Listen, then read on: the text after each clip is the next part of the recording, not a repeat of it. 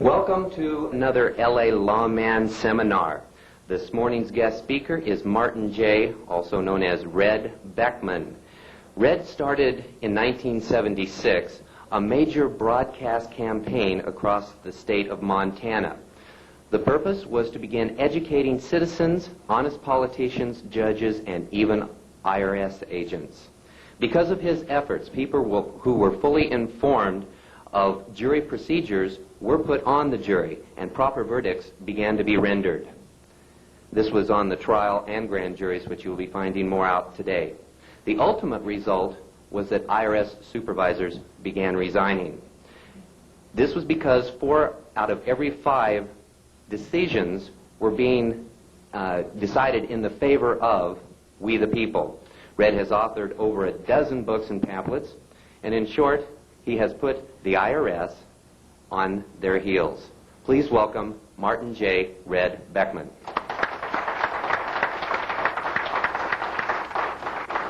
Thank you, Greg. Thank you.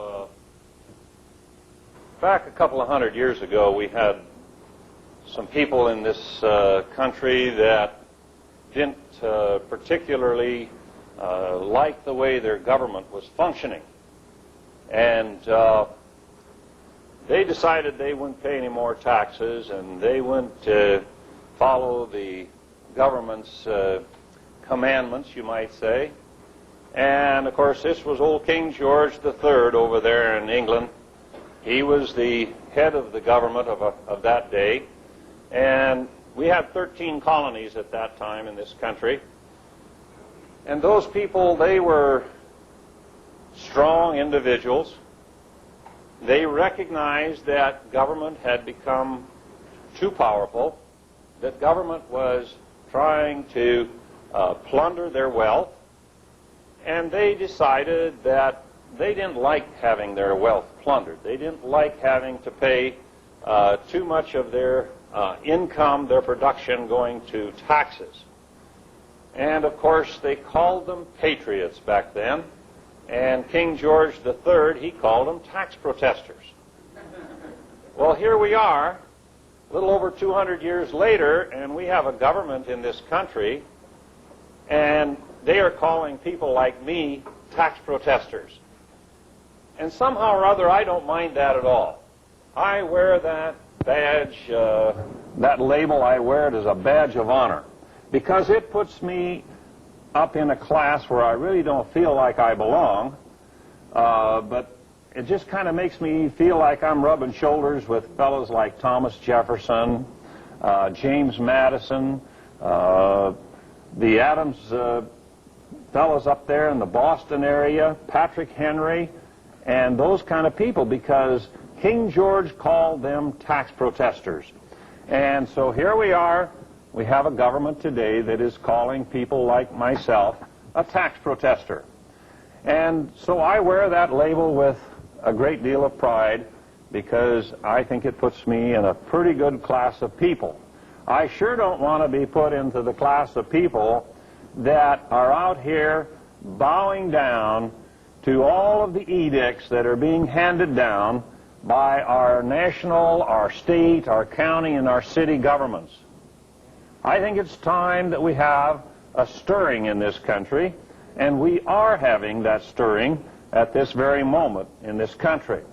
The founders, when they created the Declaration of Independence, they made a statement there that is fitting for today. They said, "All experience hath shown that mankind are more disposed to suffer while evils are sufferable than to right themselves by abolishing the forms to which they have become accustomed." Back when I became very active in this movement in this country, there weren't too many people out there that felt that they had suffered enough. I was rather lonesome. But today, I'm not lonesome anymore, because I find that there are a lot of my countrymen out there who have come to the point where they have suffered enough and they want to make some changes. And it is happening all over this nation. Now, back about 10 years ago, I wrote a book that I put a title on it, and I called it Do Unto the IRS as They Would Do Unto You. And inside the front cover, I put this comment. I said this: everyone should pay their fair share of taxes. A nation that allows its tax consumers to decide what is a fair share will destroy productivity, then destroy itself. We have trusted government too much in this country. We have trusted our public servants to determine what is a fair share. And we find that now the public servants say that over 50% of what we produce is a fair share. Now, a little over 200 years ago, when we had the tax protesters there that brought about the War of Independence and the independence of this great nation, when that happened, King George III was taxing the people at a rate of 14%. And the people rebelled and said, no, we will not tolerate that rate of taxation. Today it is over 50% in this country, and I believe that it is time that we react, and react very positively. Now, there are two ways that you can react in a situation such as this. You can react with violence, the guns and the bombs and all of this, and the blood and the gore that goes with a war of independence. You can go that route. But as I have said many times across this nation, and you'll find it in my books, I say that a bloody revolution is a sign of failure. It is a sign of failure on the part of government. It's a sign of failure on the part of the people. Because we in this country at this point in time have access to a solution that is orderly, that is proper, that is legal, it is lawful, and it is a solution that is right at our fingertips. It is there, and it is a solution that was given to us, put into our form of government, so that we could have access to it at a time like we have in this nation right now. The government of the United States today, the federal government in Washington, D.C., has become a monster. And that's what this critter right here is all about. Our state governments have become monsters. They are out here determining what is a fair share. They are putting rules and regulations and acts and laws and statutes on our backs at a rate that we just cannot tolerate anymore. That problem has come right on down to our county level.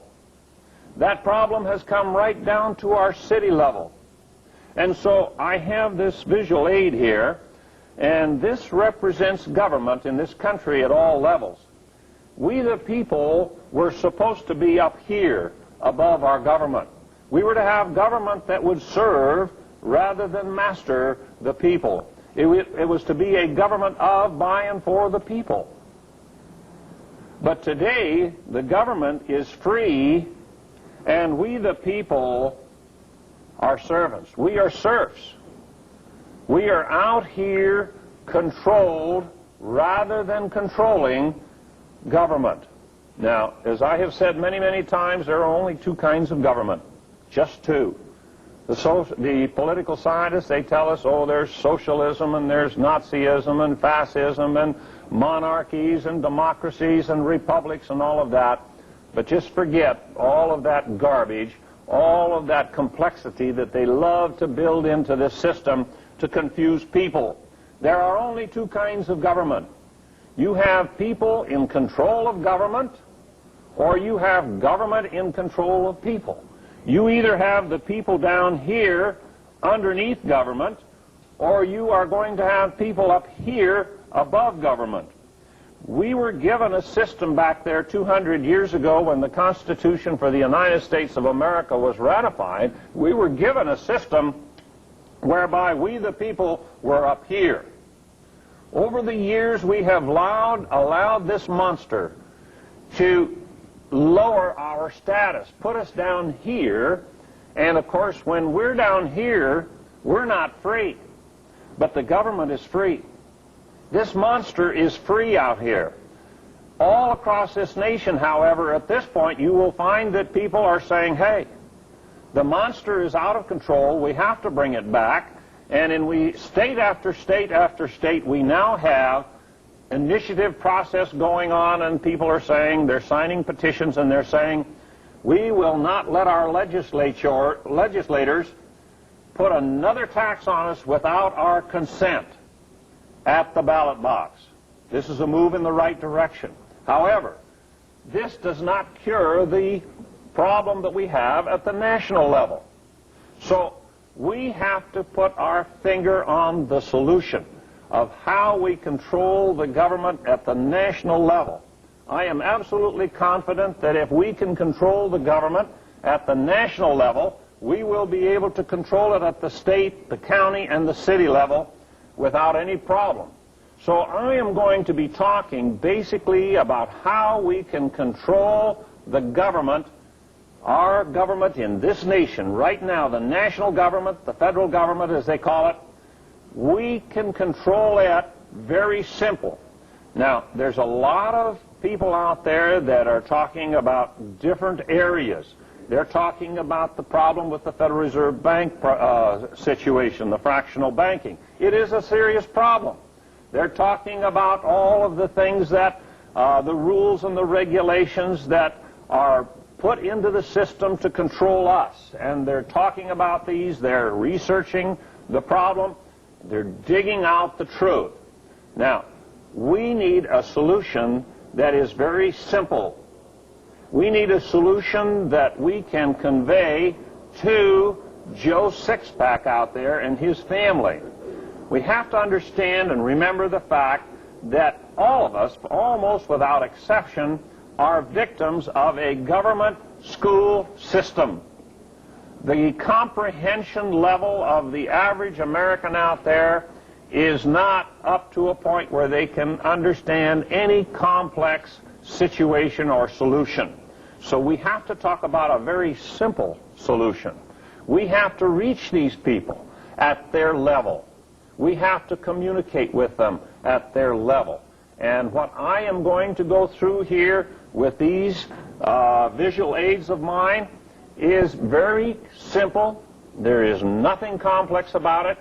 And I want to convey to my fellow American out there, my countrymen, the fact that we have a solution that is an orderly solution, a solution that will work. It takes the power away from this monster and puts the people up here and puts the people back in control. Now, when we went to the government school, when we were students in the government school, they had a class in our high school years. They had a class, in the younger generation here, they had a class called government. When I went to high school, they called it civics. They taught us what the government wanted us to believe about how the system was designed to function. That's what we were taught. We have to recognize that government does not want us to know how to control government. They do not want us to know that we, the people, have power. It is our power that government has been utilizing to run up this tremendous, well, I guess it's multi-trillion-dollar debt. They've used our power to do all kinds of things to control we the people. Now, when we went to that government school, they taught us that, I better put that down here, and I'll take this one out of the way. They said that we control the monster, the governments, locals, state, federal. They said we control it with our vote on election day, right? They said you elect the president every 4 years, you elect your congressmen and your senators, and that is how you control government. They say your representatives, they will represent you, and they will control the monster. Well, who is it that has been putting all of these taxes and rules and regulations on it? It's our representatives, isn't it? Because we have found that we elect people to Congress, we elect people to the Senate, we elect a president, and they violate their campaign promises. They say they're going to balance the budget, and instead of balancing the budget, they give us bigger deficits. So we have to put more bars on the cage. And so we're going to put some bars on this cage, the bars that really control government. The grand jury. They didn't teach us about the grand jury and how that the grand jury is put into our system, was put into our system back there to control the monster. The trial jury. They didn't tell us that that is our third vote in the system. You notice what I said, the third vote? They didn't teach us in that government school that we have a 3-vote political system. You have to be a registered voter to vote on election day for the congressmen and senators and presidents. You have to be a registered voter to get called for grand jury duty because you're going to vote. You're going to vote here and you're going to vote here, and you have to be a registered voter to get called for that federal trial, that petit jury duty. Now, we have here a 3-vote system, and this is what the founders gave us back there when they ratified the Constitution for the United States of America, when they had declared their independence from King George III and his government. And so what has happened here is we, the people, using all 3 of our votes, we have put ourselves up here. Now, we cannot expect our representatives in Congress, our senators, and our President of the United States to put us up here. There's only one way that we can get ourselves, put ourselves from here up to here. And the only way we can do that is by exercising this vote here, the grand jury vote, and the trial jury vote. Now, what I'm talking about here is something that Joe Sixpack out there, when he watches this television program, he can understand what I'm saying. On this grand jury, the grand jury, they can use their votes to investigate the criminal activity of Internal Revenue Service agents. You say, well, they must have some law. No, they don't have a law. And what they are doing is they are out here using fear against the American people. Now, I'm going to give you an example. A couple of years ago, just before April 15th, there was a Congressional Oversight Committee that had hearings on IRS abuse. IRS abuse, Internal Revenue Service abuse. And there was a lady that was invited to come and testify before that committee, and she was a widow woman from down in the eastern coastline there, North Carolina, as I remember. And she was a widow woman because of the Internal Revenue Service. And she testified how that the Internal Revenue Service had put a monstrous big assessment against her and her husband. They seized their bank account, they tied up their property, all of their assets were tied up, and they had no resources whatever with which to hire competent counsel to try to unravel this mess that was created by Internal Revenue Service employees. She came home one day and she found a note from her husband. He says, "You will find my body in the back lot." He says, "I'm going to commit suicide. You are to take the insurance money, hire the competent counsel that you need to unravel this mess, and you'll get it all straightened out." She found his body in the back lot, just as he said. She took the insurance money, hired competent counsel, and they were able to prove that these two people, this man and wife, did not owe the IRS one single dime. They were not tax protesters. They were targeted by the IRS, and they were abused by the IRS, and this man committed suicide, and I call it murder by suicide. Those IRS agents are still out there running loose in this country. They are out there, and when they're out there doing their thing, this monster is loose. This monster is out there terrorizing more people because the grand jury in particular in that location. Now, this was on national television, these hearings before the Congressional Oversight Committee. The grand jury, federal grand jury in that area, it was their responsibility. They should have immediately subpoenaed the district director of the Internal Revenue Service. They should have gotten the names of the IRS agents that were responsible. And they should have investigated, and they should have indicted, and those people should have gone to jail. But the grand jury was not functioning.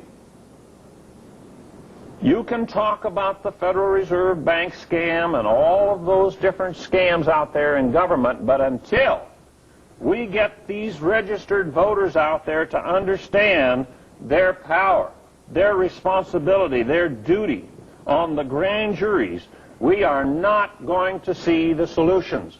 We're not going to see the change that we must see. There is a widow woman in North Carolina. Her husband was murdered by the government, agents of the government, and they are free.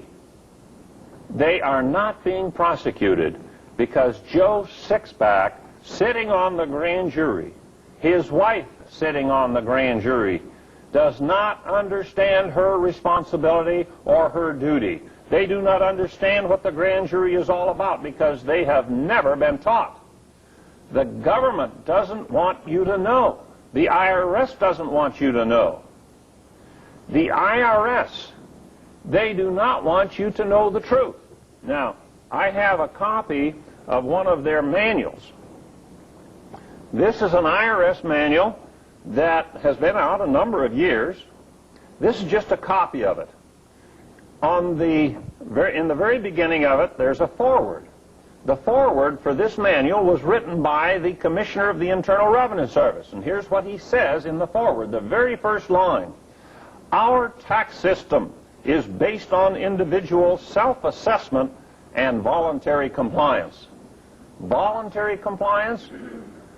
We all know what the word voluntary means. But people are not volunteering in this country to file income tax returns. They are filing because of coercion. They're filing because of fear. They're filing because we have a government that has to use fear and intimidation to be able to function. Now, here's the part that really bothered me the most when I first read this. The last paragraph. The material contained in this handbook is confidential in character. It must not, under any circumstances, be made available to persons outside of the service. This is a public servant, ladies and gentlemen, who is saying, well, I'm going to hide something from my masters. I'm going to hide something. I'm going to keep my master in the dark. What is this? This is an unfaithful servant, isn't it? This is an employee who should not be your employee. This is an employee that should be fired because this employee is violating your trust and your confidence. Now, why would they say that this book should not get into the hands of anyone outside of the IRS? This is what it says in this one section, books and records of an individual. An individual taxpayer may refuse to exhibit his books and records for examination on the ground that compelling him to do so might violate his right against illegal search and seizure under the Fifth Amendment. No, I got that wrong. I got on the wrong line. That compelling him to do so might violate his right against self-incrimination under the Fifth Amendment and constitute an illegal search and seizure under the Fourth Amendment. What is this? This is the Fourth and Fifth Amendment they're talking about. That's part of our great Bill of Rights, isn't it? I just turned the page here, and here's a section on constitutional law. It says constitutional protections are provided in the 4th, 5th, and 6th Amendments. They know. They don't want us to know, do they? We have to communicate with Joe Sixpack out here.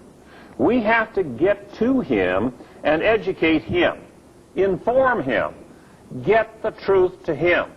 The IRS does not want anyone outside of the service to see this book, because this book has the truth in it. And they cannot function if you know the truth. Now, instead of them giving you this little manual to read with your income tax return, your 1040, they give you a little pamphlet, don't they, a little booklet. Every year they send out the 1040s, and they give every taxpayer this little booklet of instructions. Now, they want you to read that.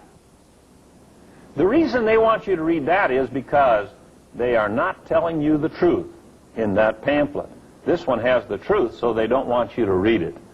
So with that, we'll take that quick break here for a tape change, and we'll go on from there.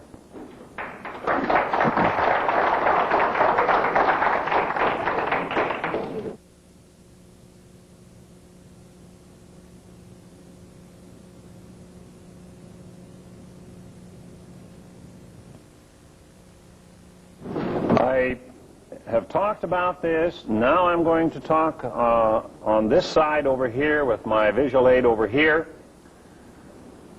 I believe that most Americans will agree with me that our tax-consuming public servants lied to us about Pearl Harbor.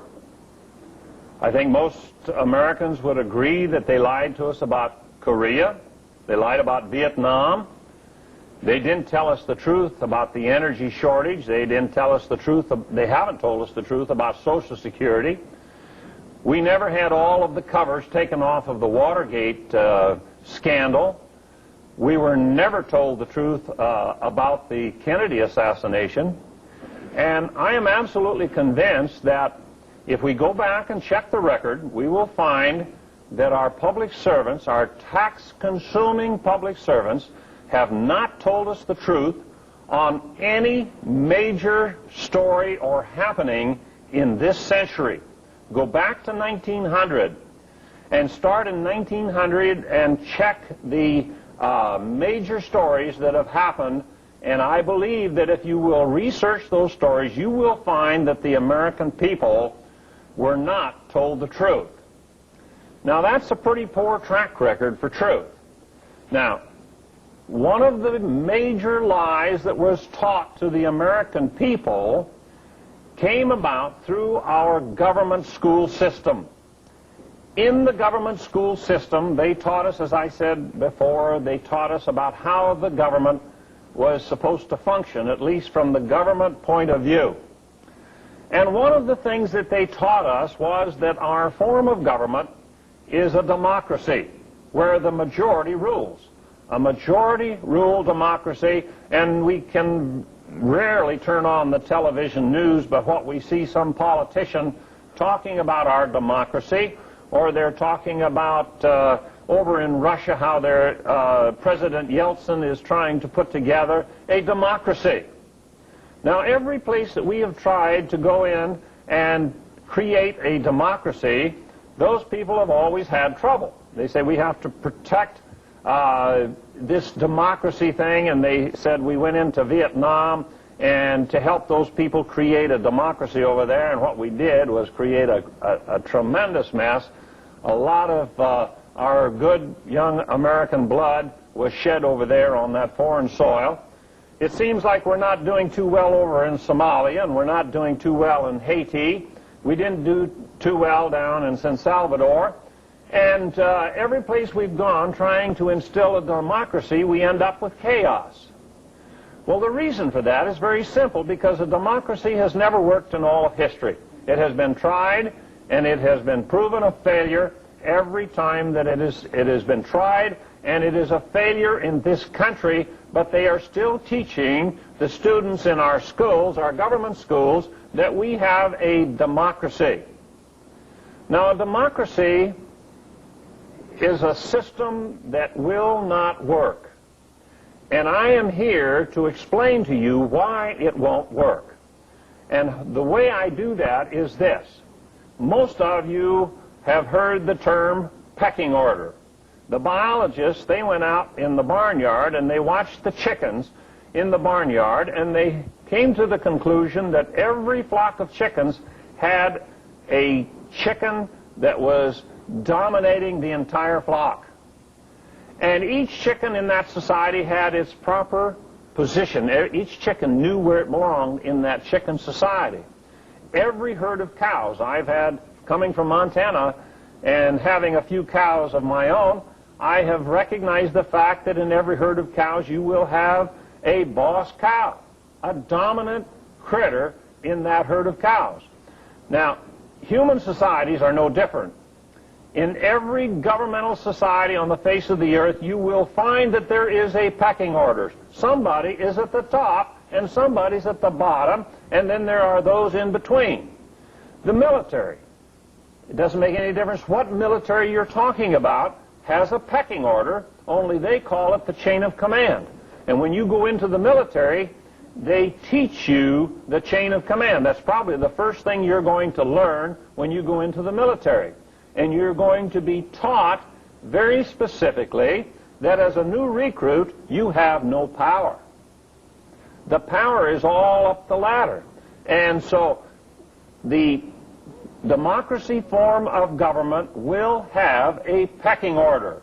And we must understand that pecking order if we're going to understand how our system was designed to function 200 years ago. The pecking order in a majority rule democracy is here. You will notice, of course, I have the pecking order over here in a constitutional republic, which is our lawful form of government. The founders of this country, the word democracy was a dirty word in their vocabulary. Thomas Paine, the great motivator of the American War of Independence, he said, a democracy is the vilest form of government there is. James Madison, who is known as the father of our U.S. Constitution, he said a democracy will lead to the loss of property rights. It will lead to chaos. They knew that a democracy would not work, and they tried to warn us about the dangers of a democracy. But here we are 200 years later, and our government controls the schools, and they're teaching that we have a democracy. Thomas Paine must be spinning in his grave, because we today in this country have a vile form of government. What does that word vile mean? Well, I think the word evil probably is more fitting, and we probably understand that a little better today if we say we have an evil government. Now, the pecking order. Right at the top in the pecking order here in this system, we have Group X. I will explain who Group X is after I go through the rest of the list, because no one has ever told us anything about there being a Group X up there at the very top in our political system. They taught us that the majority controlled the government with their vote on election day. This vote right here. They said that the majority controls the government. The government then, of course, controls the public servants. They create the case and the statute law. The statute law, of course, creates the corporations. And guess who's on the bottom in this democratic system? We, the people, as individuals, are on the bottom. We are powerless today in the system if you are operating under the rules and the teaching that was given to you in the government school. You are powerless if you're not using your grand jury vote and your trial jury vote to control that monster. Most Americans find themselves right here on the bottom today. They go to the polls on election day, and they are confronted with a ballot that has two evils. Two evils. You've got two candidates running for the same office, and they're both evil, and you try to figure out which is the lesser of two evils, right? And you walk out of those polls after you have cast your ballot, and you are frustrated, and you feel absolutely powerless. The reason is you're on the bottom. That registered voter that understands his grand jury and his jury power, he's not that concerned, because he knows that if he gets on that grand jury or on that trial jury, he can make his vote count. He has some power because he has knowledge. What is knowledge? Knowledge is truth stored in the mind. If you have lies stored in the mind, you don't have any knowledge, do you?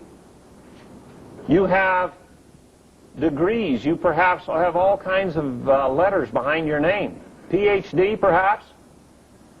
But if it was the lies you believed that qualified you for that PhD, you don't have knowledge. These people down here don't have knowledge. They have believed the lie, and they believe that their only power is that one vote on election day. Group X, who are they? Every Monday morning we have 12 bankers that go back to Washington, D.C. These 12 bankers are unelected. They never run for office. You will never see their names on a ballot. You are not going to have any choice as to who they are. They are unknown. And they will remain unknown because they don't want you to know who they are. And they don't want you to understand how much power they have because they control the majority. We go back to 1979, October of 79. Jimmy Carter is towards the end of his 4-year term as President of the United States. He has not announced for re-election. However, everyone in this country knows that he will run for re-election. Ronald Reagan has been running since 1976 for the Republican nomination in 1980.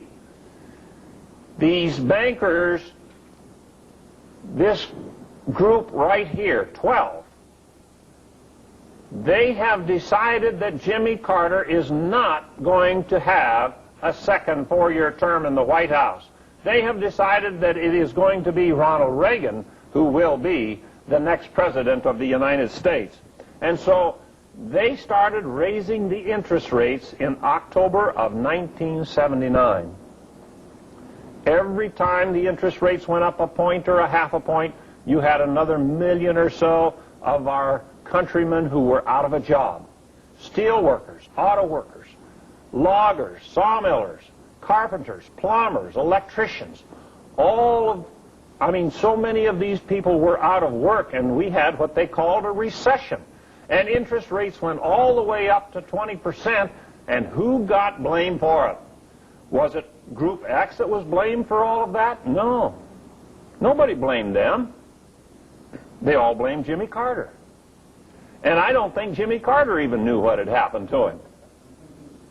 It's a sure thing he didn't win a second term in the White House.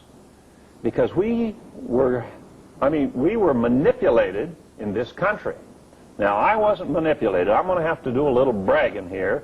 I was not manipulated because I knew that what was going to happen was, where Jimmy Carter had deficits running 60 to 70 billion, I knew that we were going to have deficits running in the 200 billion plus range. In other words, these bankers were going to be able to loan over 3 times as much to the government.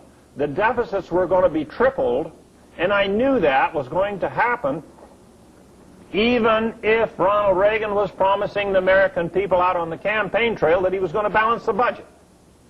You remember that. He said he was going to balance the budget. And I was telling people out here, I said, we're going to get the biggest deficits we've ever seen in this nation. And people thought I was nuts. But you see, time goes on by, and I was right. I was correct. Now, let's go over here to the pecking order in this constitutional republic, the form of government that the founders gave us back there with the Constitution for the United States of America. They had that constitutional convention back there in 1787. By 1791, December of 1791, we had the Constitution ratified and we had the Bill of Rights. The first 10 amendments to the Constitution had been ratified by the states. We had an independent nation. It was a nation of independent sovereign states. Now, I won't get into that part of it, but here was the pecking order in the system that they gave us at that point in time. They put God, our Creator, at the very top. Go back and read the Declaration of Independence, and they talk about nature's God. Who are they talking about? They're talking about a Creator God. Now, they put the individual next in line. God didn't create this system. It was people. We the people created the system. You'll notice that the Constitution is below we the people. These individuals, that's what we make up as we the people. And they wrote the Constitution. We're not below the Constitution. I don't have any constitutional rights. My rights are inalienable or unalienable, whichever term you want to use, because they came from my Creator. And the founders understood that so very, very well. And so here we are here, and so now we have written a law called the Constitution for the United States of America. Not the Constitution of the United States. It is the Constitution for the United States of America. The United States, the municipal corporation in the District of Columbia, they have their Constitution. But the Constitution that is supposed to govern them is this Constitution right here, written by we the people. And that Constitution, of course, created the government, created the public servants. These public servants create the statute law. Case law doesn't fit over here in this system at all. Over here, it's case law that governs this nation today. And the corporation is on the bottom, created by the statute law.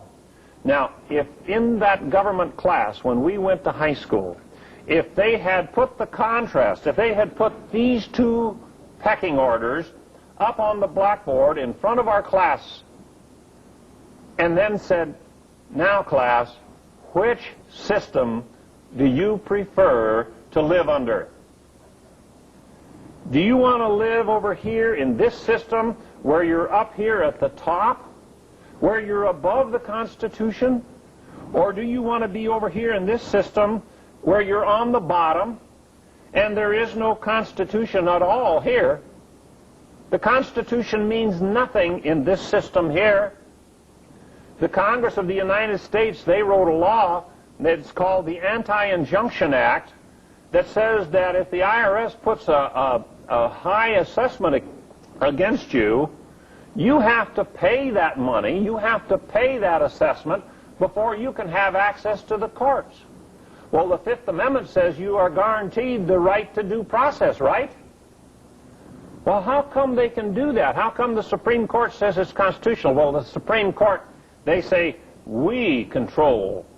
We are the ones that tell you what the Constitution means. Now, the difference, you see, if we take these two bars off this cage right here, here's your democracy, and the people are down here. This is your democracy, but we don't want that.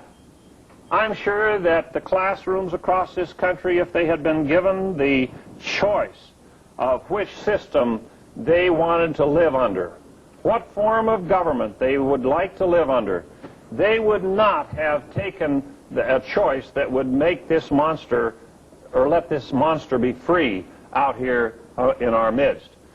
The people, if we had had this choice between the two systems, this would have been our choice.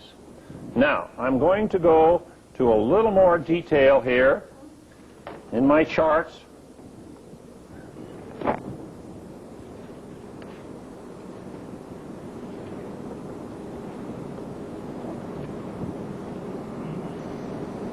Remember the pecking order, because the pecking order is here. Now, we want to communicate with our fellow Americans, with our countrymen. We want to communicate this so that they can help us to change this system, to put these bars back up here on this cage where they belong. To do that, we have to know what we're talking about. We have to understand the system ourselves. Now, you don't have to go back to college for another semester or another term. When this 2 hours is over, you will understand. You will understand how to communicate with your fellow American out there in how to bring back our lawful system. This is all in its proper order, everything, from top to bottom. We have God and God's law up here at the top. We have the laws of common sense. Now, common sense tells us that if you want to live in an orderly society, you have to have justice. And there's only one way that you can have justice in a system, and that is if you have truth.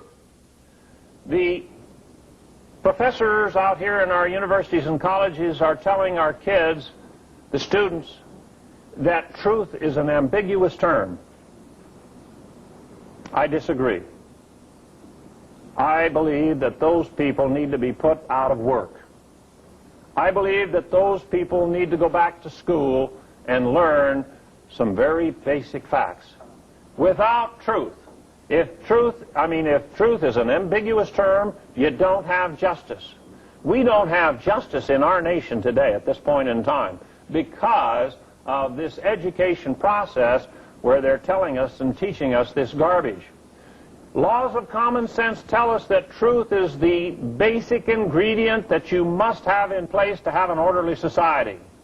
Truth, justice, morality, respect for life, honesty, integrity. These are the ingredients of an orderly society. Now, the founders said we're going to have a government of law, not men.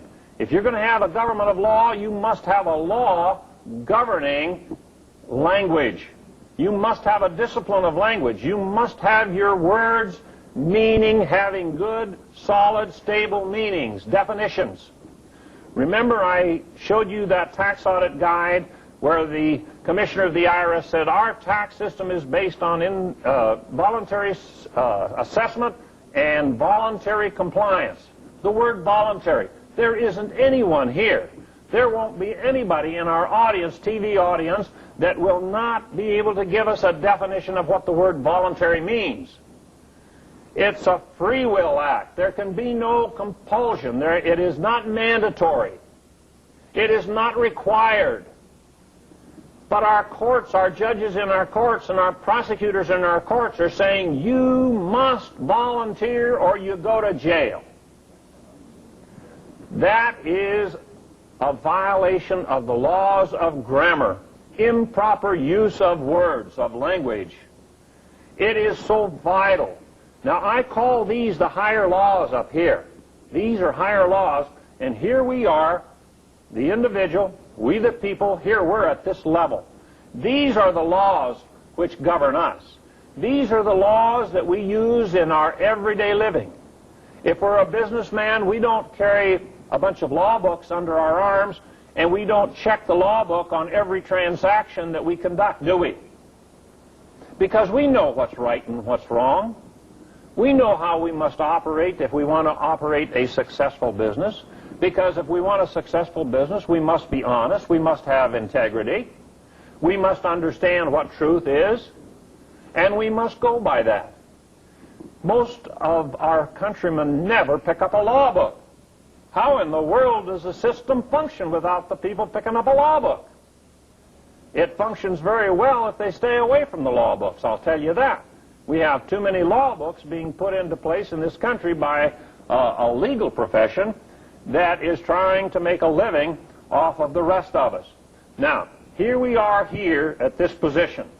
Now, we went to the polls on Election Day, and we cast our ballots, and of course we get to elect a president, we get to elect our House member, our senators, and of course the president, of course, appoints our federal judges. Now, I'm talking about the federal level. I'm not talking about county or state or city. I'm talking about the national government here and the way the system was designed to function. You will see that the Constitution is here. The Constitution is the creator of this down here, this government. We the people are the creators of the Constitution. The Constitution is the creator of the legislative branch of government. You read Article 1 of that Constitution and you'll discover that the Constitution created the legislative branch of government with a separate power. These people were given the power to create legislation. A separate power.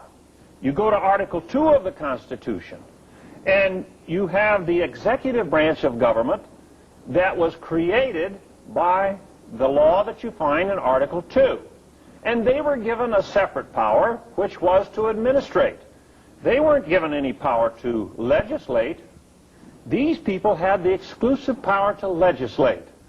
Over here, the judicial branch of government, Article 3 of the Constitution is the law that was written, designed to create the judicial branch of government. And so, these three branches of government, each one of them was given a separate power. They were to be a check one against the other. In the government school, they taught us that we don't have anything to worry about with government, because the executive branch of government was to be a check against the legislative and the judicial branch of government. The legislative branch was to be a check against the executive and against the judiciary. And the judicial branch of government was to be a check against the legislative and executive branch. And they said those checks will work and we don't have anything to worry about. We have a lot to worry about today, don't we? We have a lot to worry about because we trusted government. We trusted our tax-consuming public servants with the power to tax us without our consent.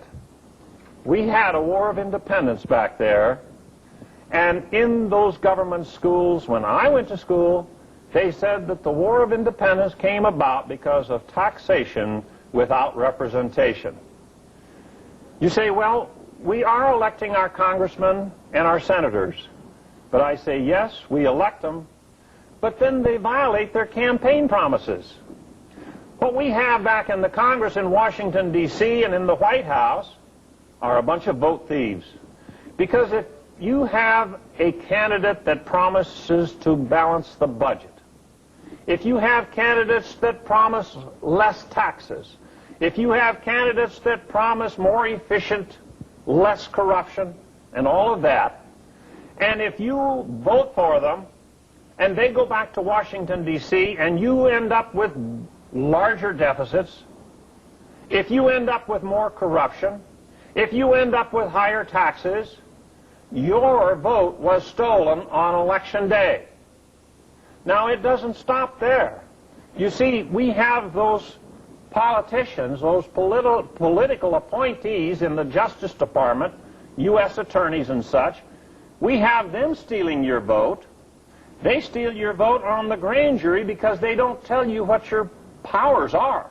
They don't tell you that this is your number 2 vote in our system. They don't tell you that you can investigate the crimes committed by IRS agents. They don't tell you that you should prosecute, you should investigate and have IRS agents charged with murder if somebody goes out and commits suicide because of an unlawful, unwarranted assessment against the individual. The U.S. attorney, he wants to steal your vote on the grand jury. He wants to steal your vote on the trial jury because he doesn't want to tell you the truth. And when that happens, here we are, the government is out here, a monster, a terror, a terrorist organization, rather than a government of, by, and for the people.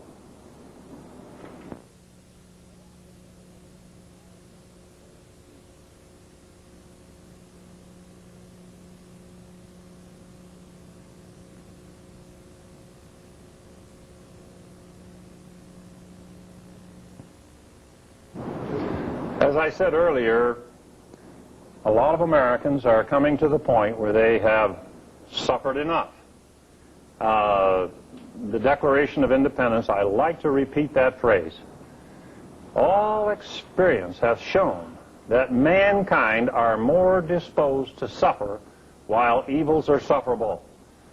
We have been suffering in this country because we have been depending upon the checks and balances to be performed down here between the executive, legislative, and judicial branches of government. We were trusting those people to be checks, one against the other. And, of course, it has failed. Our trust has been betrayed. Our faith in government has been really tested. And at this point in time, our government is running on empty in its credibility tank. There's no credibility left in the government. They have lied to us. They have stolen from us. They have violated us in all kinds of ways. They've done all kinds of mischief. And so their government has no credibility left. And the people out here are struggling, trying to understand what they can do to change the system. And of course, sad to say, most Americans are out here saying, well, where can we find a presidential candidate that we can elect to the presidency, and that candidate will straighten out the mess? Well, I have news for you.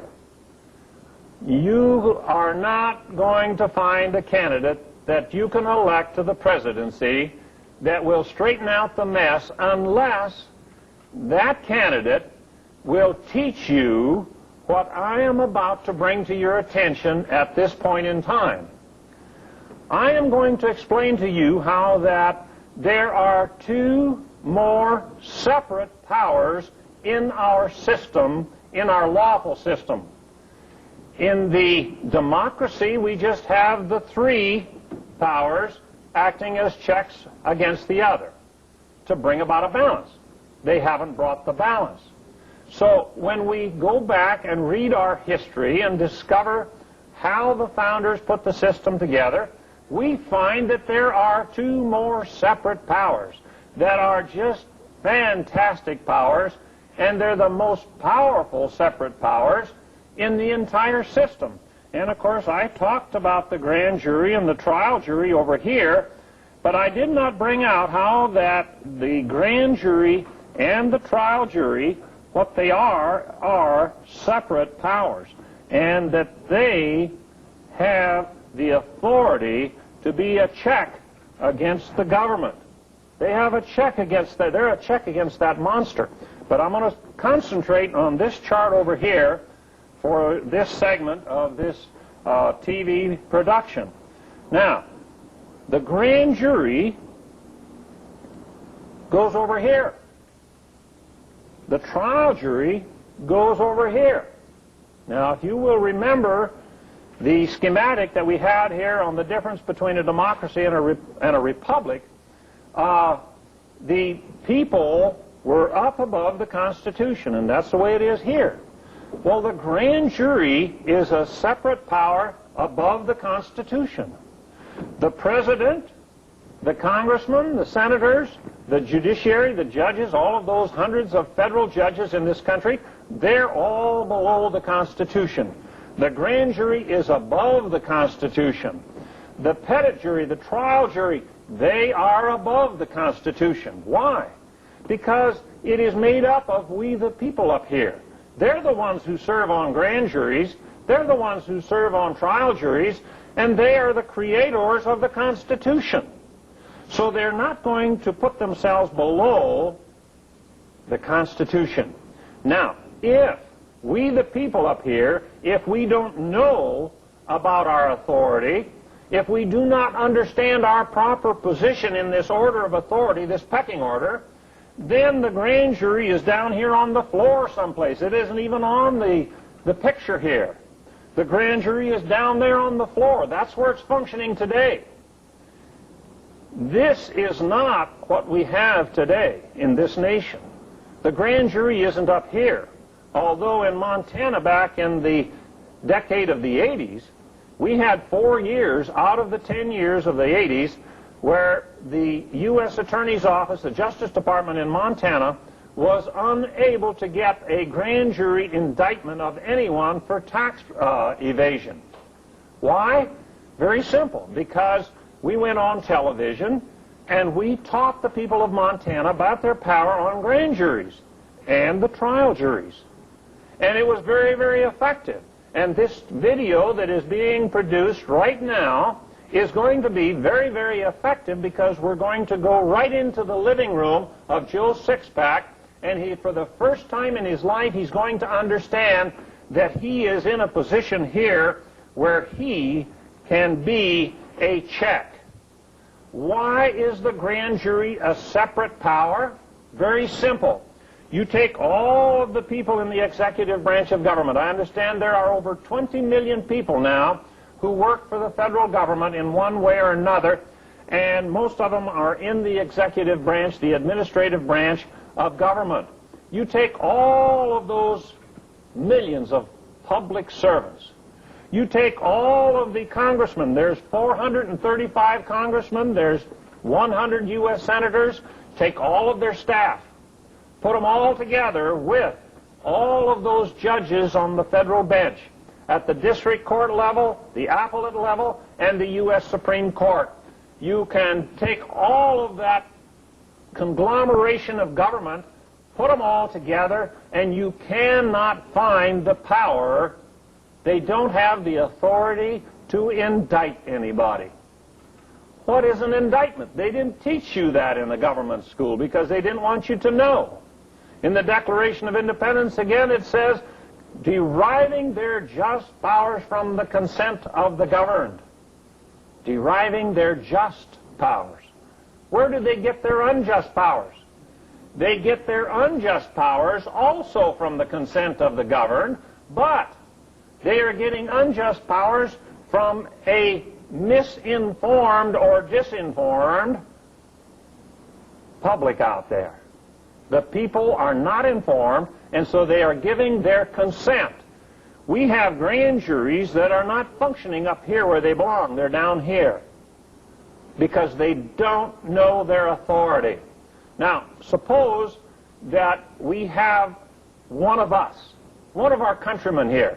He is a very productive American. He's a small businessman, perhaps. He's got a machine shop or something. He's a craftsman. He takes great pride in being a productive American. And I want you to pay particular attention to the fact that the IRS, they never harass the unproductive. It is only the productive in this country who are being harassed. And the productive, you see, are a minority.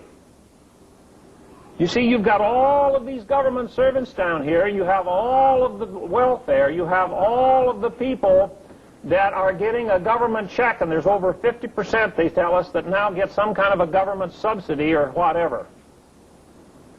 The productive individual is a minority.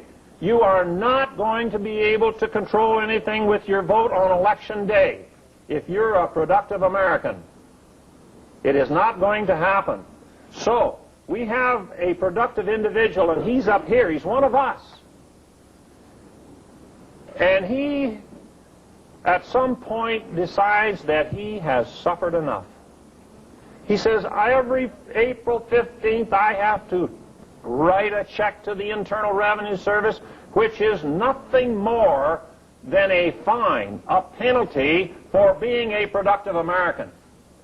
And he says, I've had enough.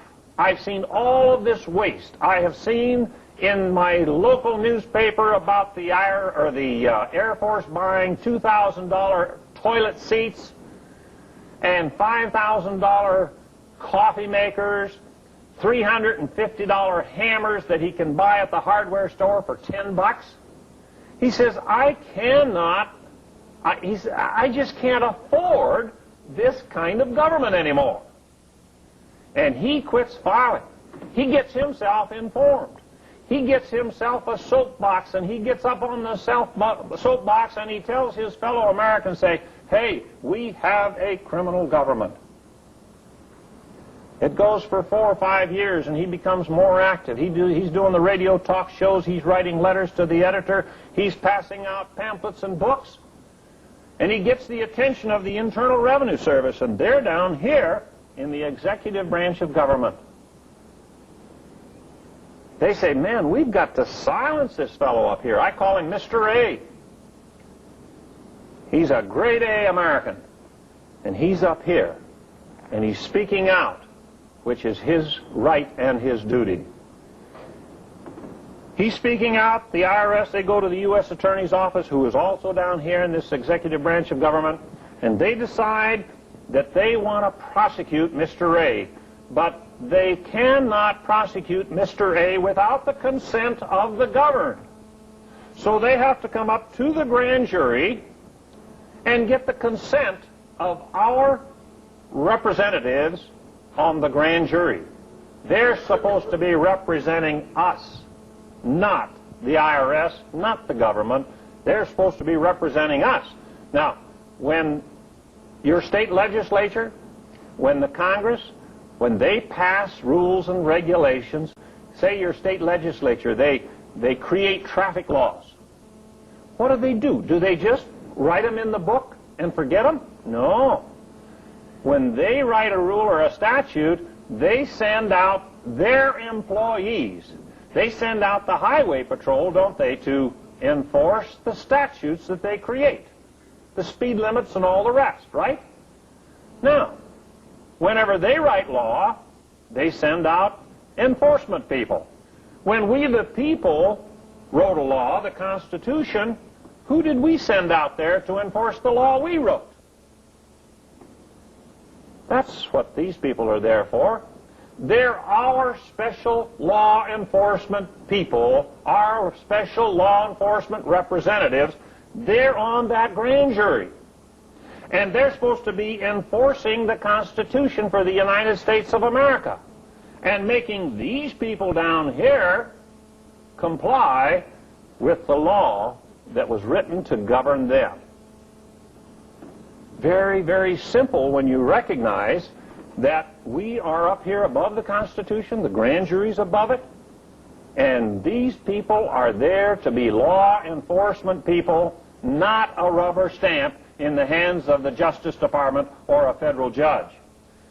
These people here, when they come up here to ask for an indictment against Mr. A, they listen to the evidence, and then they tell the U.S. Attorney and the IRS, they say, now you go back to your office, servants.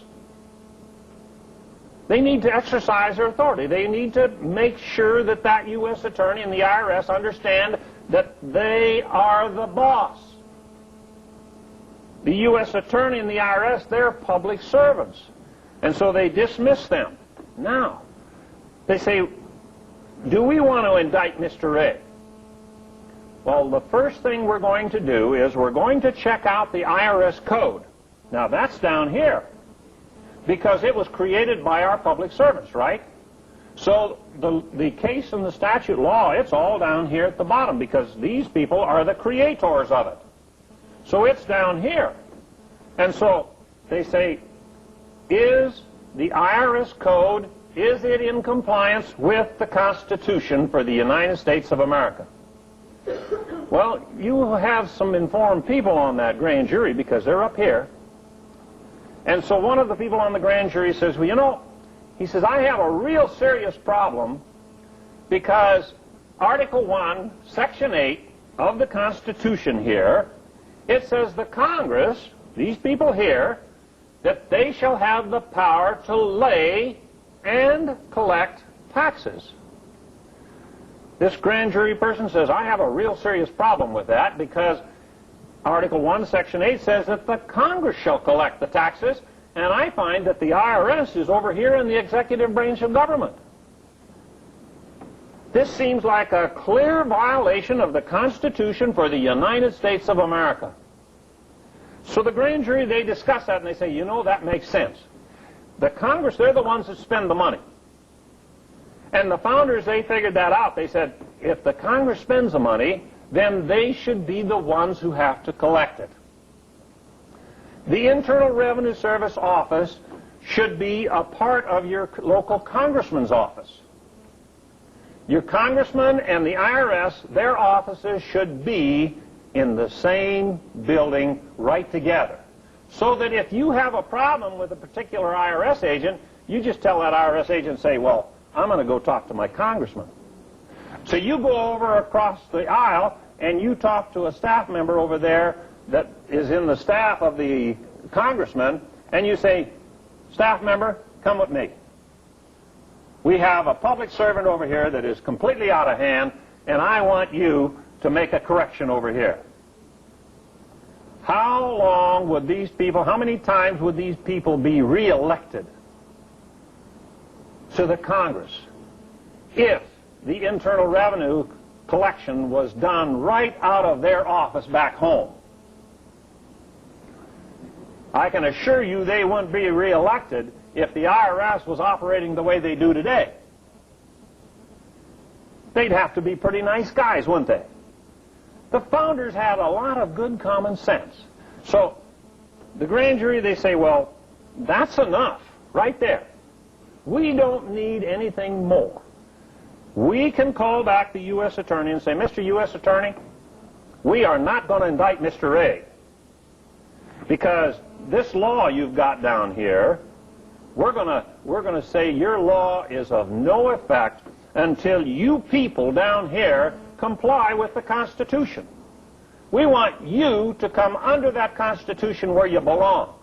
We want you to get the IRS out of the executive branch of government and back over here into the legislative branch of government as per Article 1, Section 8 of the United States Constitution.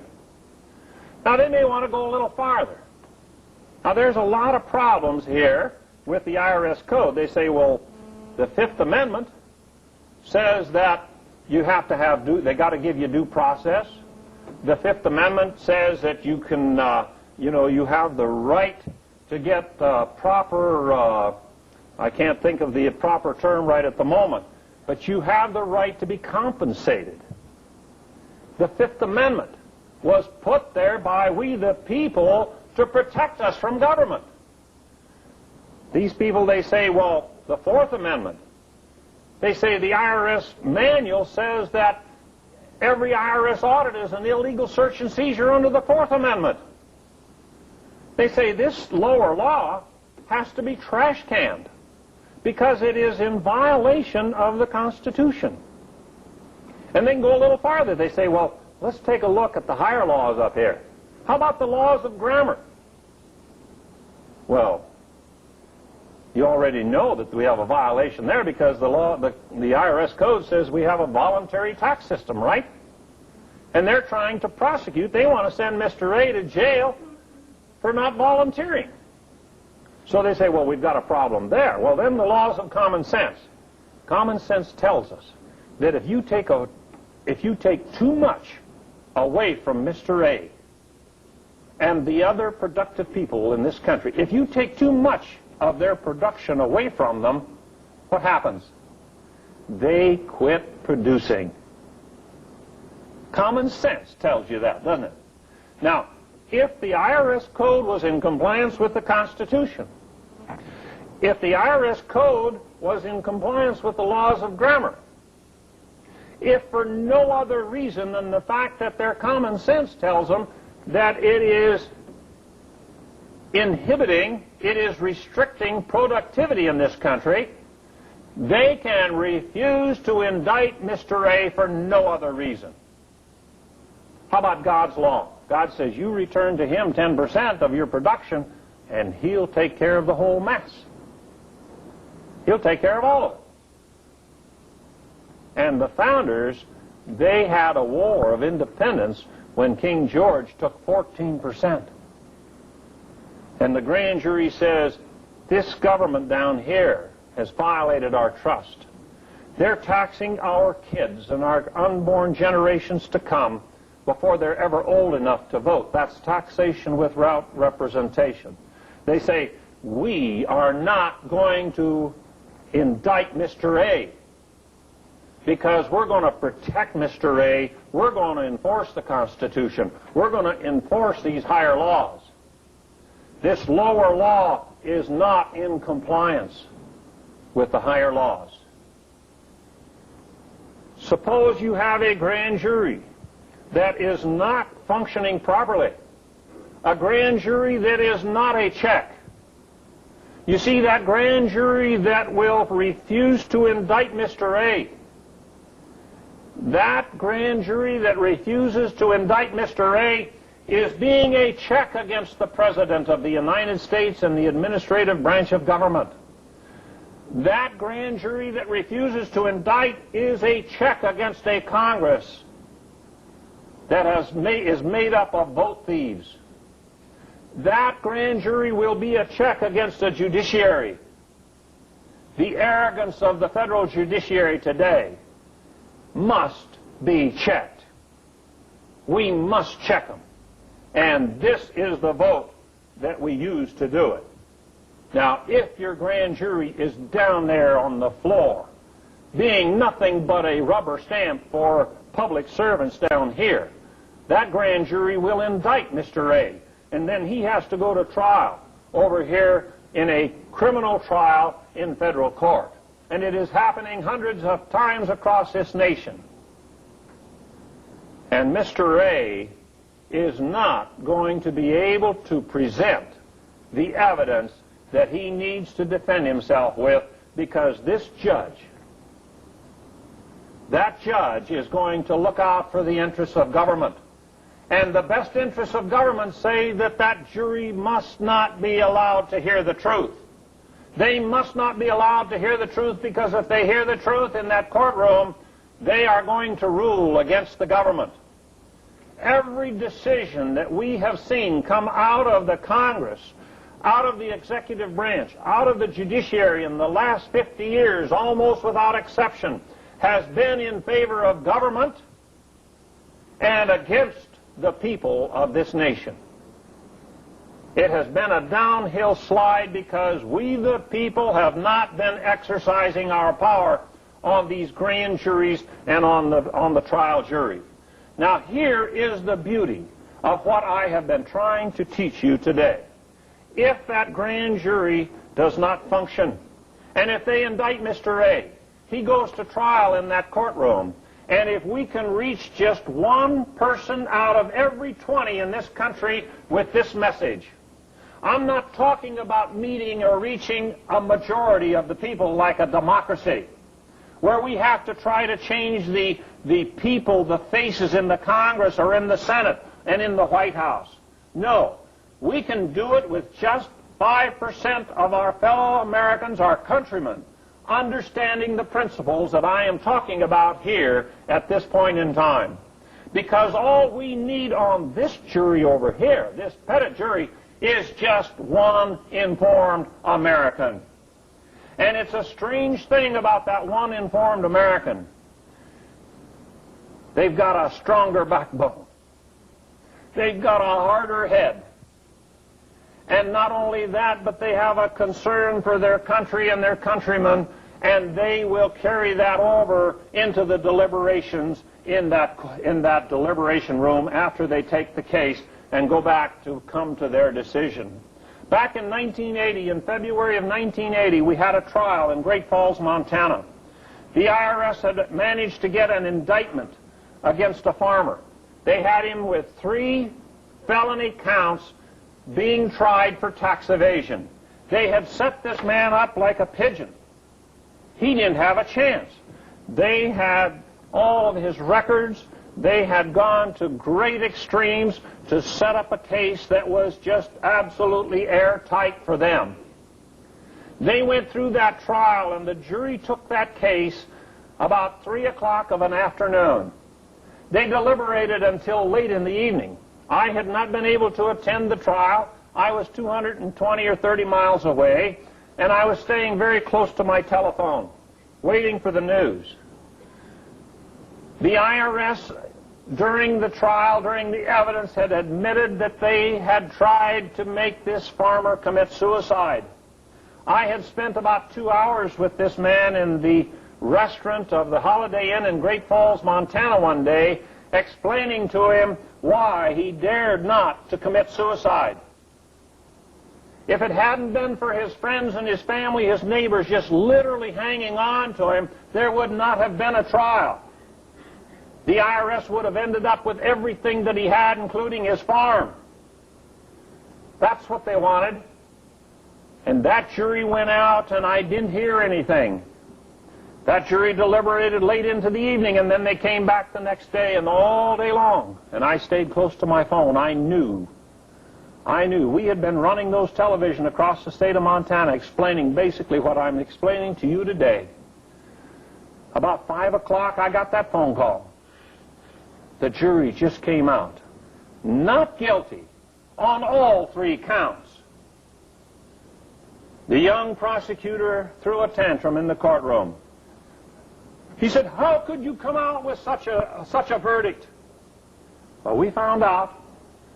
The first vote in the jury room was 11-1 for conviction. A little gray-haired grandmother had voted not guilty. I can just visualize those other 11 on the jury turning to that little gray-haired grandmother and saying, "Lady, what in the world is the matter with you? This guy violated the law." He had violated the lower law. But it just so happens this lower law is not good law. It is not valid law. It is law that needs to be trash canned. And that little gray-haired grandmother, she started talking. And right away, one of the other ladies on the jury said, "Yeah, I heard about that. I heard about that." And so the next vote was 10-2. And when that jury came out, it was 12 votes not guilty on all counts. We don't have to have this absolutely impossible majority that it takes to control the Congress, to get rid of that bad law. We don't need a majority to elect a president who will sign a law that eliminates the Internal Revenue Service and the graduated income tax. We don't need that. We don't need to change all the faces on the federal bench. All we have to do is educate our fellow countrymen to where we can have that 1 out of 20, because you see 65% of our fellow Americans aren't even registered to vote. They've given up on the system. And then you've got all these people that don't want to serve on the jury. They'll make all kinds of excuses. But you see, the individual who has the information is not going to try to get off of that jury. He's not going to make excuses. That individual who has the information is going to put on a blank face. He's going to go into that courtroom determined to get on that jury. He is not going to say anything or do anything that would jeopardize his opportunity to be on that jury. Here about 3 years ago, we had a very critical case. The government wanted to prosecute a very high-profile tax protester. They had him charged with about 8 different indictments. That trial went on for several days. Then it went to the jury, and the jury went through a day of deliberations. Then they went through another day. Then they went through another day, and they finally came out not guilty on all counts. We found out we had a retired military man who came to that courthouse on that trial date. He was noticed that he was to be on the jury panel, and he said, "I was determined to get on that jury." And he was able to get on that jury. And he informed the other 11, and they came out not guilty on all counts. This is what we need to see in this country. This is what we're going to have to see in this country if we want to solve the Federal Reserve Bank problem. All of these different problems that are confronting us, the different agencies, OSHA, all the rest of them. This is how we are going to have to do it. And we're going to have to put ourselves up here at that position, in this position where we can use our votes to turn the system around. You've been a very good audience, and I thank you.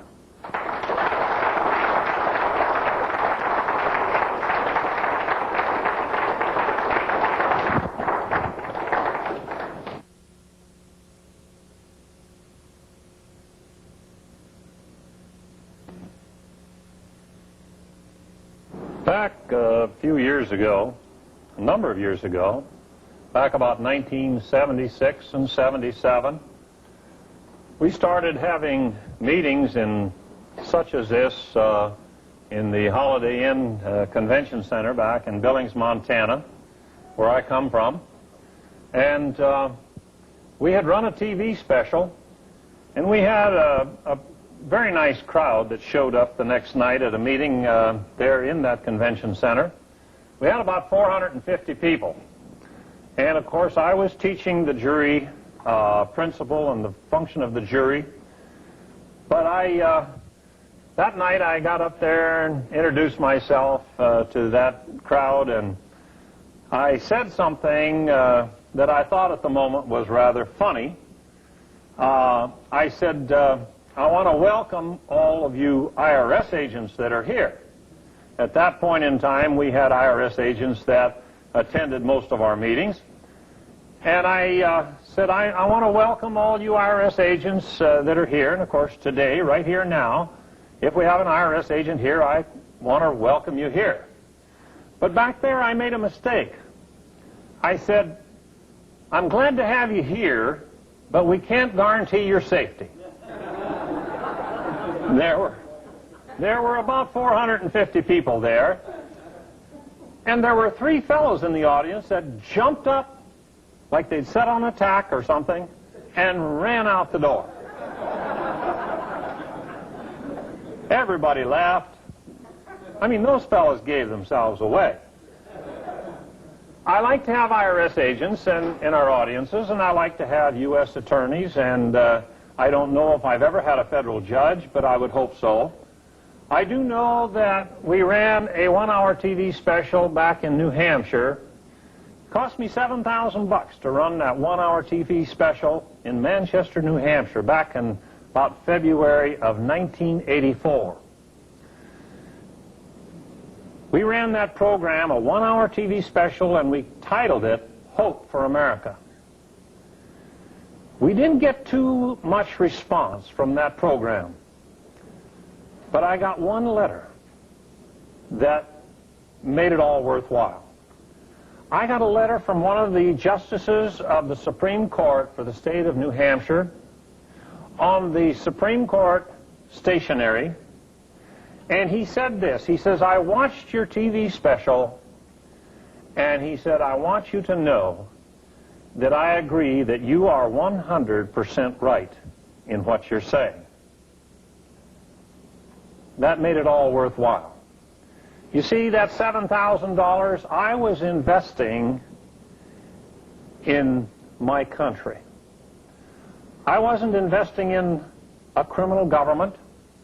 I was investing in my country because I am convinced that my grandchildren will get a much better return on that kind of an investment than if I were to have bought stocks or bonds or whatever and pass those on to my heirs when I die. I am interested in making an investment that will pay off in the future. And I do not believe that I can invest any better than investing in the process of informing my fellow Americans. Now, I have some questions here that you folks have put out here. You've been writing these in the last hour, hour and a half, and I am not going to be able to address them all. But I'm going to address the ones that I think are most important and the ones that will go with what I have been saying here today. The first question is this. Can you explain how the grand jury is seated? Who picks the members? That is a very good question, a very vital question. We know that we have a criminal system out there in the Justice Department and the federal judges. They are manipulating the thing at times. We know that. We have a question in here telling about how the U.S. attorney fired the foreman of a grand jury here in this area because apparently he was not working with the U.S. attorney. He was working for the country rather than for the government. That question is in here too. But I want to address this, how the grand jury is supposedly, or it is supposed to be picked. The federal grand jury is to be picked from the voter registration list, the same process as they use to pick the juries for the petit juries, the criminal trials, the civil trials. They're supposed to pick them by lot. However, we know in some places in this country they have manipulated this, and in other places they have followed the law. In Montana, back about 1979 or 80, I was talking to the U.S. attorney, and he told me, he said, Red, he says, we have held the last federal grand jury over an additional 6 months because we were afraid we would get a tax protester on the next grand jury. That's one of the things that they are doing. That kind of mischief will continue until we get grand juries informed. People on those grand juries, like the grand jury foreman that was fired here by the U.S. attorney. If the rest of that grand jury had been functioning properly, they would have immediately called in the U.S. attorney. When the U.S. attorney tried to fire the foreman, the rest of the grand jury should have immediately called in the U.S. attorney, put him under oath, and questioned him as to his authority. Where did he get the authority to fire the foreman of the grand jury? You know what would have happened if they had been informed and known? The U.S. attorney would have been charged with the felony. You see, he doesn't have that authority.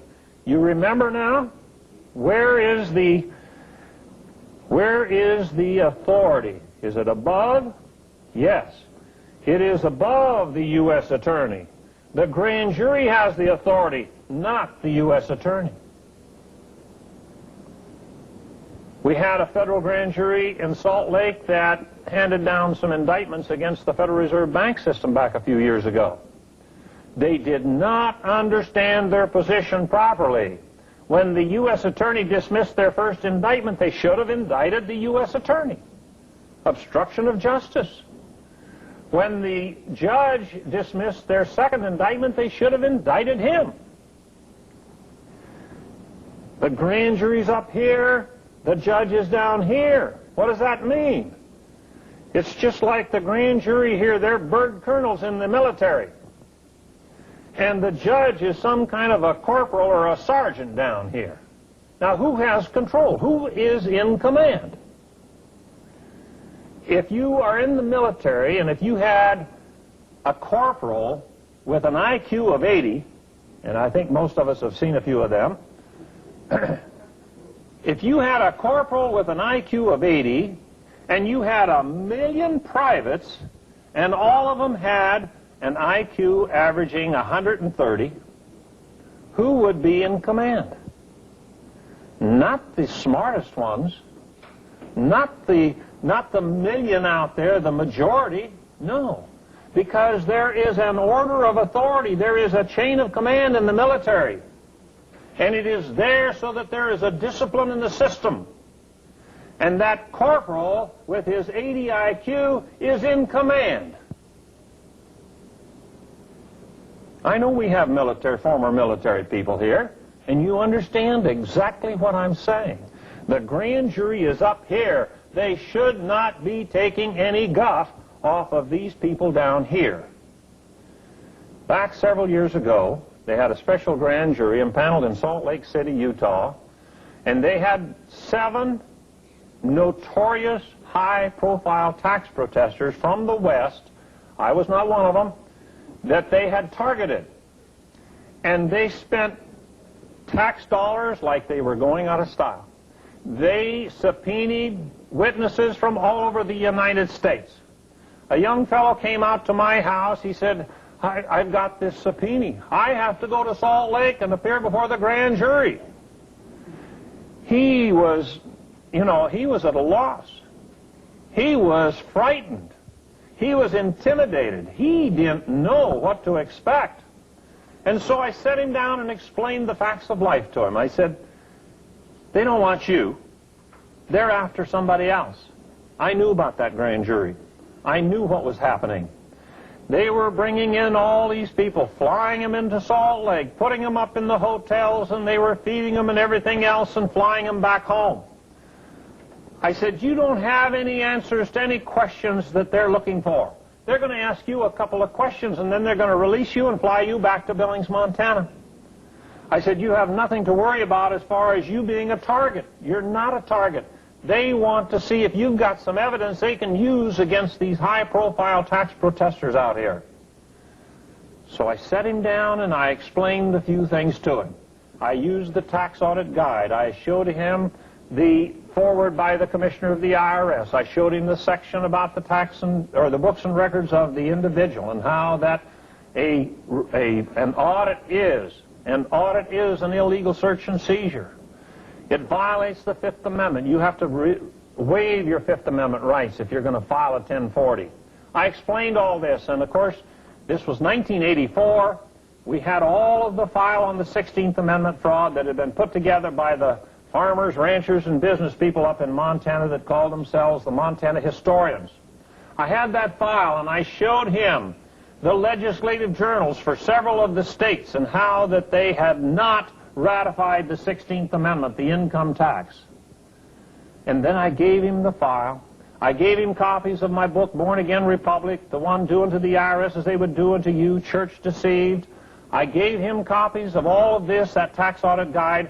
I said, you go into that grand jury hearing and take all of this material with you. They're only going to ask you a couple of questions, and then they're going to try to hustle you right out because they've got all these people there waiting to testify.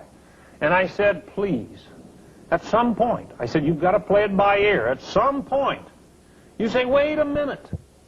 I would like to talk to this grand jury in private without the U.S. attorney, without the prosecutor here. I didn't know if this young fellow, I think he was about 26 or 7 years old, and he didn't know anything, really.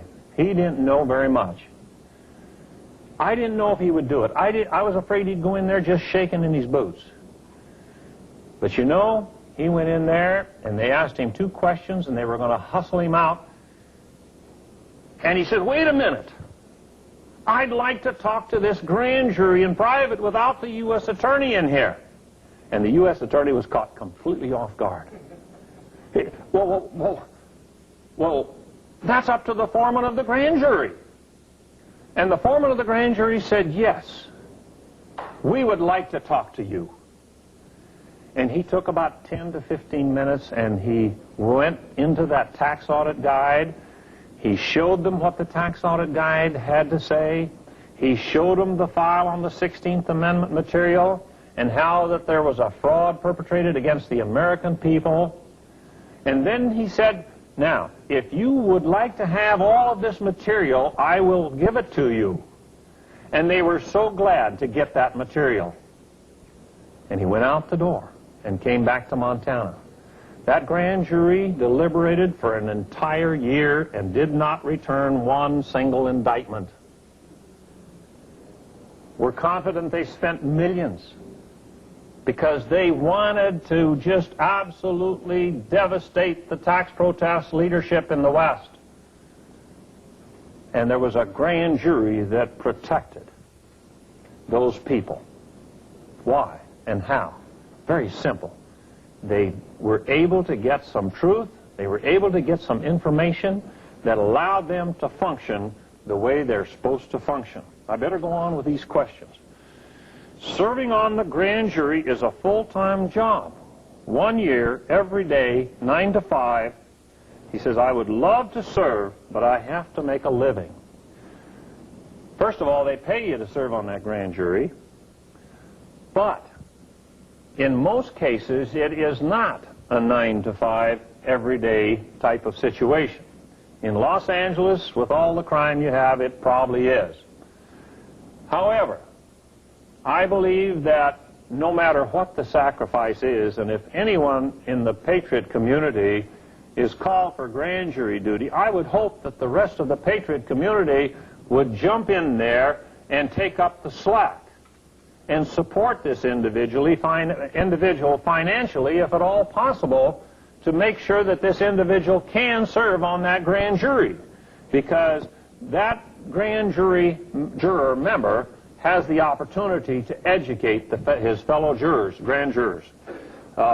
Just a week ago, last Saturday, I was in Des Moines, Iowa for a meeting, and they had a speaker there that had just been on a federal grand jury in Milwaukee, Wisconsin for 18 months. And he was rather proud of the fact that at the end of their 12 months, the U.S. attorney wanted them to serve an additional 6 months. And it was really kind of painful to have to tell him that the reason that the U.S. attorney wanted them to serve an extra 6 months was because it was a rubber stamp grand jury. They like rubber stamps. And that grand jury had been so willing to serve the U.S. attorney down here. That grand jury, they weren't up here. That grand jury was down here. If you've got a grand jury up here, I can assure you that the U.S. attorney is not going to ask you to serve another 6 months. And so it was kind of painful to kind of communicate with, I had to be very diplomatic and communicate with this fellow and say, hey, the reason they wanted you another 6 months was because you were doing everything they told you. You were a bunch of puppets on the strings, and the strings were controlled by the U.S. attorney. Can a juryman vote against the law? That's not the right term. Now, one of the terms that is used is jury nullification. That's not really the best term either. Now, we talked about the legislative branch of government having the authority, the power, the exclusive, separate power to legislate.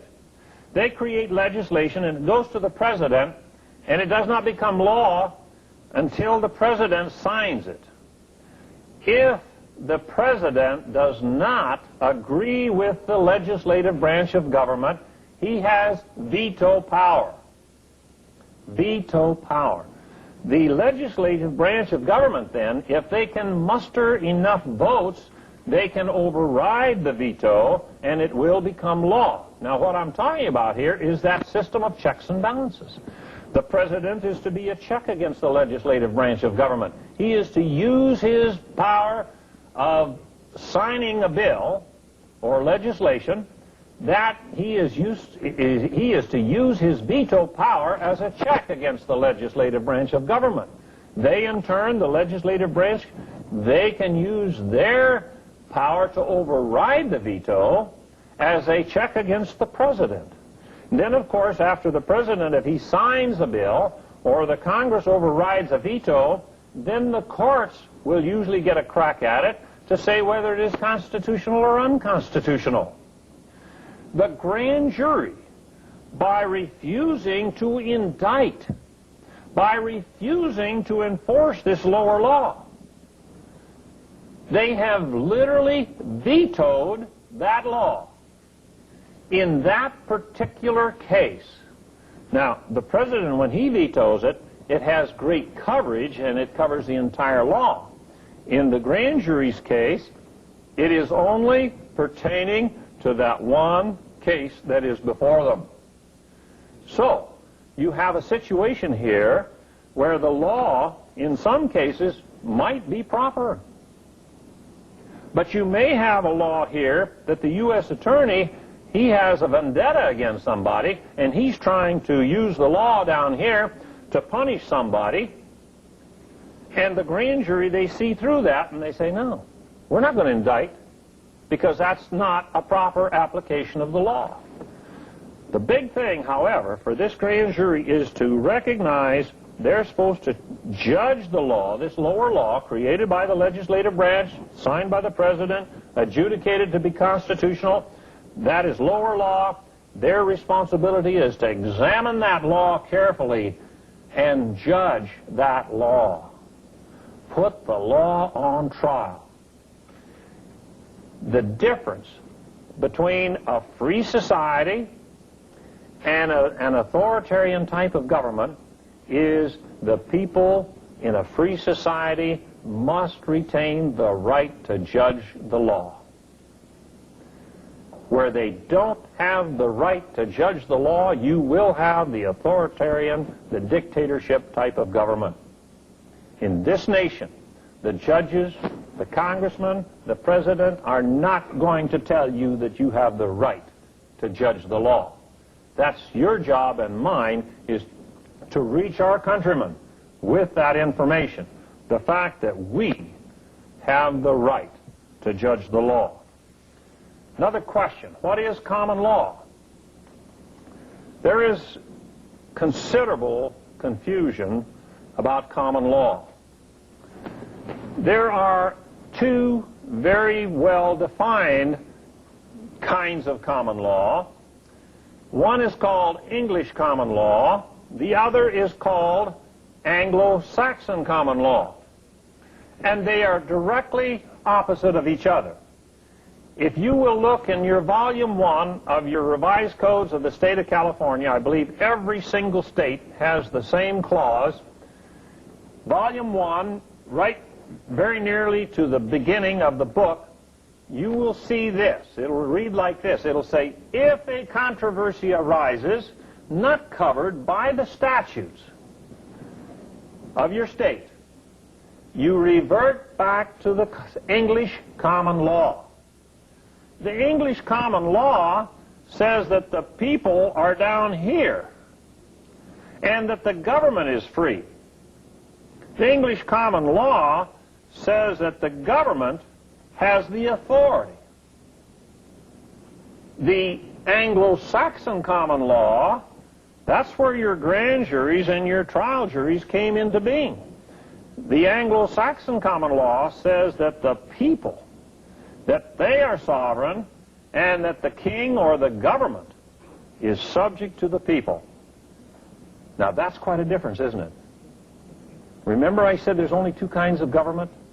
You have government controlled by people or people controlled by government. That's the only kind. I don't care what kind of a label you put on it, democracy, Nazism, socialism, communism, or whatever. You see, it doesn't make any difference if you are executed by a bullet in the back of the head. It doesn't make one bit of difference to you. You're dead. It isn't going to make any difference whether that bullet says democracy. That's what happened to Vicki Weaver up in northern Idaho. That was a democracy.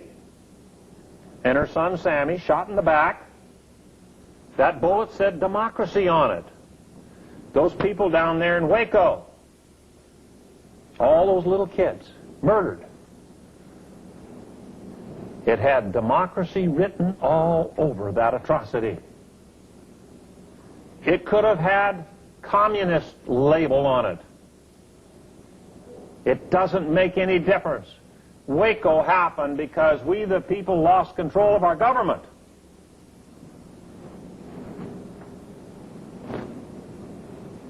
Common law. I talk about the laws of common sense. Every individual out there, if they have normal mental capacity, has it right between their heads, right between their ears. It's there. Why? Because your God Creator put it there. Your mother, at your mother's knee, should have been teaching you the difference between right and wrong. They should be teaching you right from wrong in the schools, but that's why we have problems in our schools today, because they say, oh, we can't teach these values. The government schools have to go. The laws of common sense, those are laws that we have readily available, and we function under those laws every day of our lives.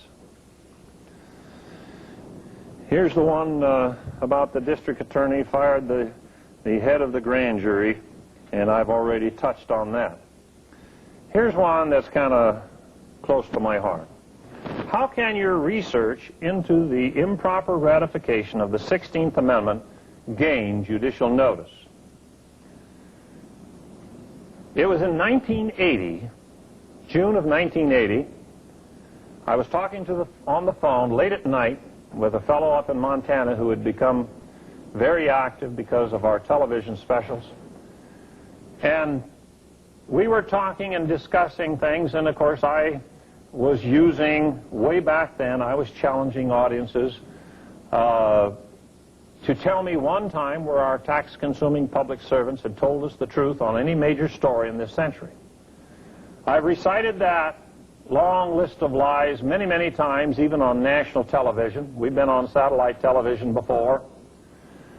They lied about Pearl Harbor, Korea, Vietnam, Social Security, energy shortage, Watergate, Kennedy assassination, and on and on and on. And this fellow says, you don't suppose they lied to us about the ratification of the 16th Amendment? That is the amendment that supposedly gave the Congress the power to lay a tax on our incomes. I said, Sam, we have to know. From their track record, we have to understand, we have to know that it is a fraud. He said, we better get the evidence. We better collect the research. We better research this. We better collect the evidence. We better get the legislative journals from the 48 states that we had in 1913. And so that was the birth of an ad hoc type of group of people that said, we're going to do research. We're going to collect the evidence of criminal activity by our public servants. And they started to gather up all of these legislative documents, the arguments, the debates, I should say, and the votes of the various state legislatures. By the time I wrote my book, Born Again Republic, in 1981, we knew that the 16th Amendment had not been ratified.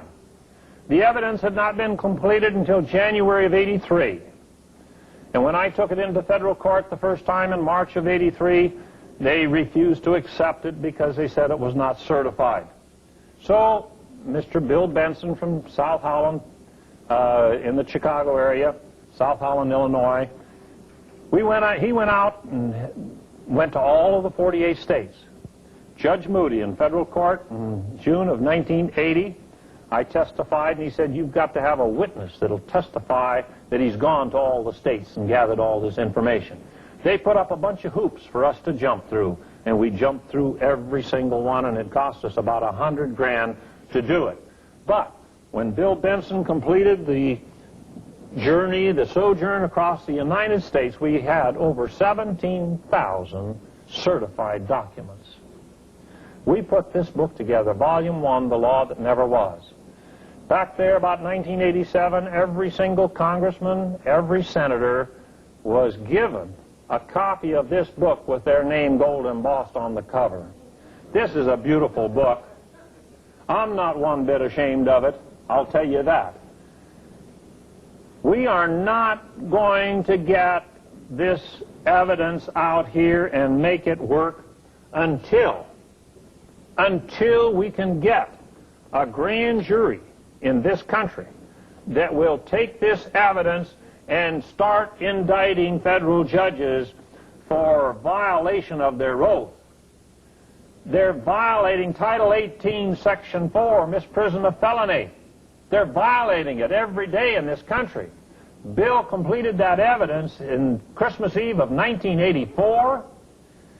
We had this book out in April of 1985, and we have been confronting the courts across this land, the U.S. attorneys and the federal judges, since that time.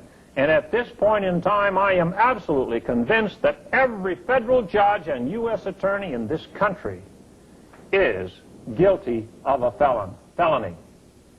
It will not be corrected until we have our grand juries start investigating, researching, and then indicting these people for violations of the supreme law and the laws of our land.